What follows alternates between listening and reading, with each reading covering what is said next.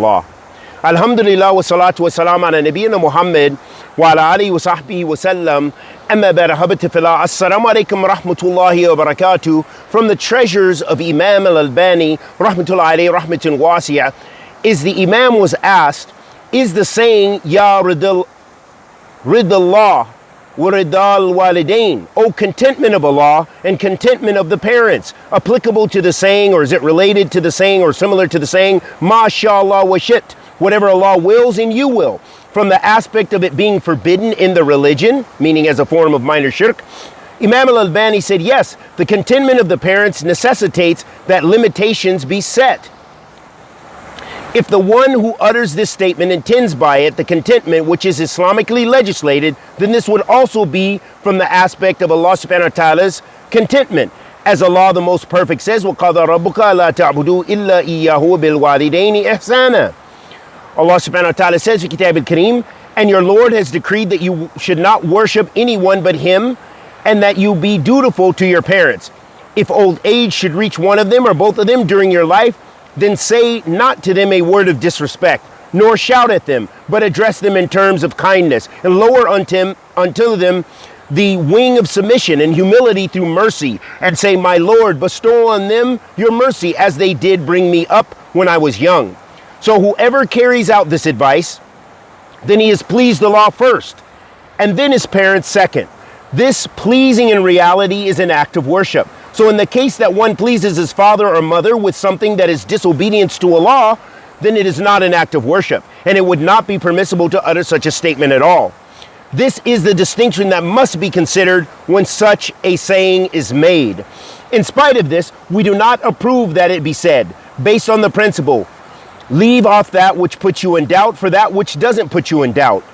For when the people say contentment of the parents, they do not take into consideration this detailed aspect, which we have just explained. This is since many people know not, as has been stated by Allah subhanahu wa ta'ala, the Lord of the universe in the Noble Quran. And we know from the condition of the Muslims' lives that many parents with their children and children with their parents do not regard this legislated contentment. Rather, they only see the pleasing without this limitation. For example, let's us say that there is a poor father and he is middle class and his son is rich and treats his father nicely, always being generous with him and giving him from his wealth. However, this son does not pray, yet his father is pleased with him because he benefits him. But in spite of this, Allah is not pleased with this son. So therefore, in this situation, it cannot be said, oh, contentment of Allah and contentment of the parents. It is true that the parents are pleased here. However, the Lord of the universe is not pleased. Likewise, there are some people who kiss their father's hands day and night. However, they do not pray or fast. So what is the benefit of pleasing the parents so long as Allah, the Mighty and Sublime, is not pleased? From here, we become aware of the difference between the legislated contentment of the parents and the contentment of the parents and the contentment of the parents that is not legislated, meaning being content with the parents which is mashru', and being content with the parents which is ghayr mashru'. But I must repeat again that it is not proper for us to promote such a statement, even though we might intend by it the contentment that is legislated. This is since it is related to the creation. Thus it is an attribute of the creation and not an attribute of the creator, except for the other part of it, which is the contentment of Allah.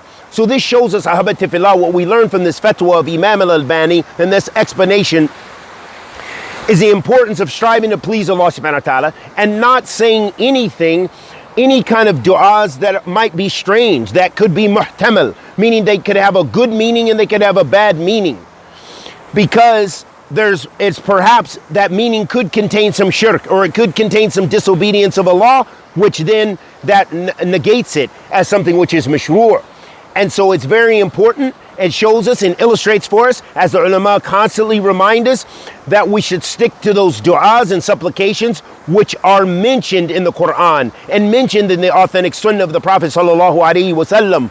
And also, if it is something that we're just praying from our heart, making sure that it's halal, making sure it's within the boundaries of the Sharia, boundaries of Islam. Wa sallallahu wa sallam ala nabiyyina Muhammad wa ala alihi wa sahbihi wa sallam.